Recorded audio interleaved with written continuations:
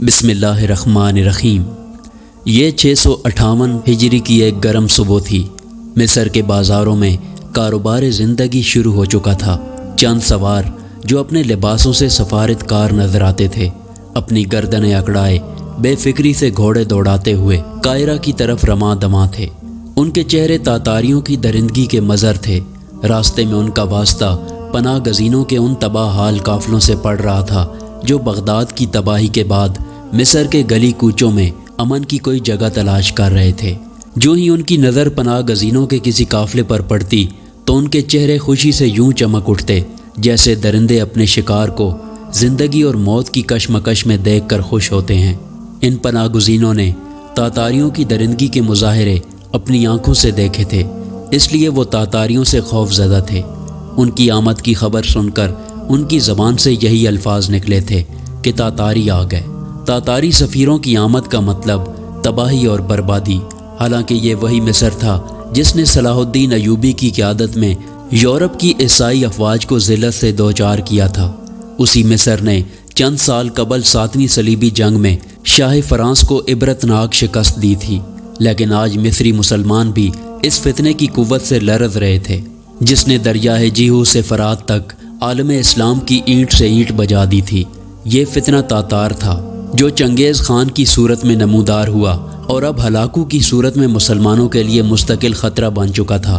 तातारी सफ़ारत भी हलाकू की भेजी हुई थी। तातारी सफ़ीर उस वक्त मिस्र के बादशाह मलिक मुज़फ़्फ़रुद्दीन के दरबार में खड़े थे। उनका अंदाज़ ऐसे था जैसे मिस्र उनकी जागीर और मलिक मुज़फ़्फ़र उनका ग़ुलाम है। उन्होंने गुस्ताखाना अंदाज में अपने आका हलाकू खान का ख़त मलिक मुज़फ़्फ़रुद्दीन के सामने फेंक दिया। ख़त में लिखा था कि ये उसका फरमान है जो सारी दुनिया का आका है।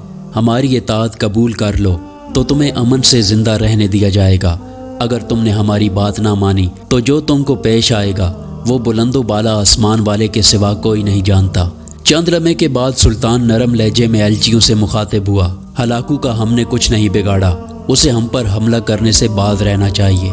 सुल्तान के जवाब से तातारियों के बिगड़े हुए चेहरे मजीद बिगड़ गए और वो नहायत बद तहजीबी से बोले, तुम नहायत खुद सर और ज़िद्दी हुक्मरान हो। तुम हमसे वाकिफ़ नहीं वरना इनकार न करते। एलचियों का लहजा सुल्तान की बर्दाश्त से बाहर था। उसने कहा कि तुम एलची हो और एलची ही रहो। अपना लहजा दुरुस्त रखो और हमें सबक ना पढ़ाओ। सुल्तान की आवाज़ में गुस्सा था। सुल्तान की बात सुनकर तातारी एलची गुस्से में चिल्लाने लगे, तुम हमारी बात नहीं मानोगे। हमारी ताकत और शुजाअत के अफसाने शायद तुमने नहीं सुने। एलचियों के गुस्ताखाना जवाब सुनकर मिस्र के कई उमरा का पैमाना सब्र से लबरेज हो चुका था।